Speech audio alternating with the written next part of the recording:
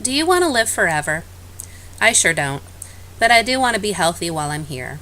So I've designed a drink to rejuvenate your body. I call it Immortality tea.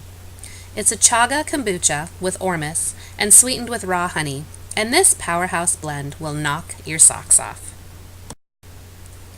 The chaga mushroom is referred to as the mushroom of immortality. It doesn't taste anything like a mushroom. Chaga has a rich, strong taste like black tea with a hint of vanilla.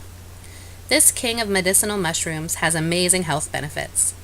It boosts your immune system, helps fight cancer, reduces inflammation, slows aging of the skin, heals ulcers, and even regulates your cholesterol and blood pressure. My Immortality tea wouldn't be immortal without it. The first thing we're going to do is brew some tea. I'm using Ananda Organic Chaga tea. I'm going to make 1 gallon of this tea to begin the kombucha making process. I need 4 tablespoons of chaga per liter of water. Since there are around 4 liters per gallon, I will use 16 tablespoons of chaga to brew my tea. I use coffee filters to make my own tea bags. I place 4 tablespoons of chaga in each filter, then tie them off with a string. Put your water in a pan and start to heat it. Some people prefer to only heat half the water to make the tea, and then add cold water to cool it faster. I just heat the entire gallon. Once the water gets to 120 degrees Fahrenheit, place the tea bags in and let them steep for about 20 minutes. When the tea is done, remove the tea bags and allow the tea to cool. You can brew this same chaga 3 to 5 times, so save it by storing it in the freezer. I like to get my tea into a gallon jar to cool faster. While it's still warm, we'll add the honey to make our sweet tea.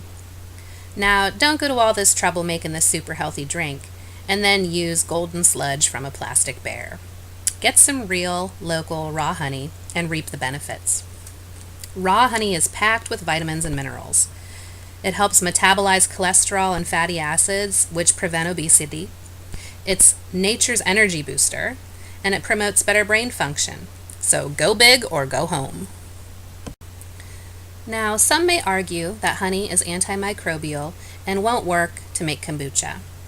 It is antimicrobial when it is pure, but as soon as we dilute it in the tea, it becomes a stimulating medium for yeast, and that's just what we want. Our tea needs 3/4 cup of raw, delicious honey. Add it and stir well.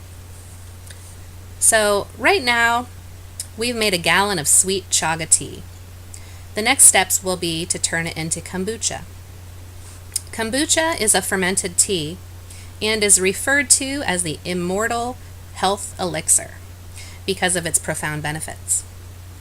It boosts your energy levels, improves your immune system, detoxes your body, controls diabetes, relieves arthritis, improves cell health, and enhances digestion, just to name a few. Now, Ormus is my secret ingredient. It has powerful rejuvenating effects on the body, mind, and spirit. The benefits are too vast to talk about right now. We're using it today to increase the alcohol content and to create an amazingly smooth taste and exhilarating feel. It will also speed up the fermentation process. I make my own Ormus and will show you how to in another video. If you don't want to make it, you can order it through the link below. Add 1/4 teaspoon per gallon of tea and stir. This is my SCOBY, which has been sitting on my shelf in its SCOBY hotel for over a month. It has 1/2 a cup of starter tea in it as well. Starter tea is just some kombucha from your last batch. Lifting off the veil and taking a look inside, you can see the SCOBY. It's not a pretty sight in my book, but what can you do? Before handling the SCOBY, make sure to rinse your hands with white vinegar so you don't contaminate your kombucha. I discovered my SCOBY had actually multiplied into 3, so I used them all in this batch. Dump the remaining starter tea from the SCOBY jar into your tea mix. That has all the good stuff to start the fermentation. Sometimes your SCOBY will sink to the bottom of your tea like you can see here, and sometimes it will float on top. Either way is fine. Now we need to cover the jar with a breathable material. Make sure the material does not allow insects to pass through. Fruit flies love this stuff, and cheesecloth lets them roll right on in. A dishcloth is a good option to use. Secure it with a rubber band. The ideal temperature for fermentation is 72 to 84 degrees. Right now it's the beginning of November, so I'm going to add a heat source to the jar to keep it in the ideal temperature range. I'm going to use a seedling starter mat. I tried wrapping the mat tightly around the jar and securing it with a rubber band, but the temperature got too hot. So instead I placed it loosely around the jar and found it works best. It's also a good idea to buy an aquarium thermometer and stick it on the side of the jar to monitor the temperature. Now we wait. Fermentation may take up to 2 weeks, but the golden rule is to allow at least 1 week for fermentation.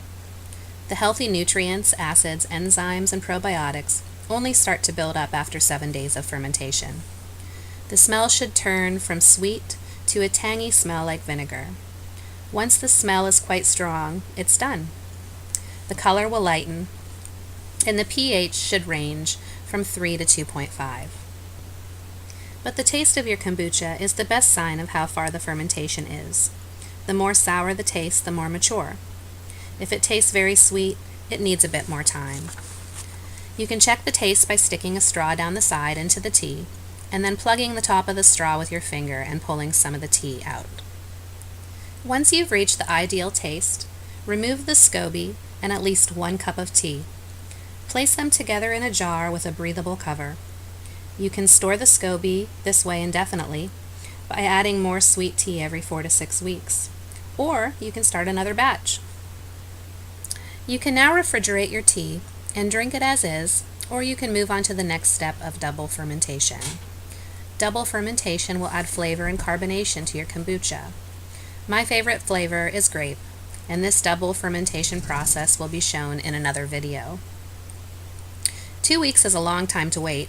I want to drink my kombucha every day, and I know you do too. Stay in touch for my continuous brew kombucha, which provides bottles of kombucha every day. If you got some use out of this video, please do me a favor by hitting that thumbs up and subscribe.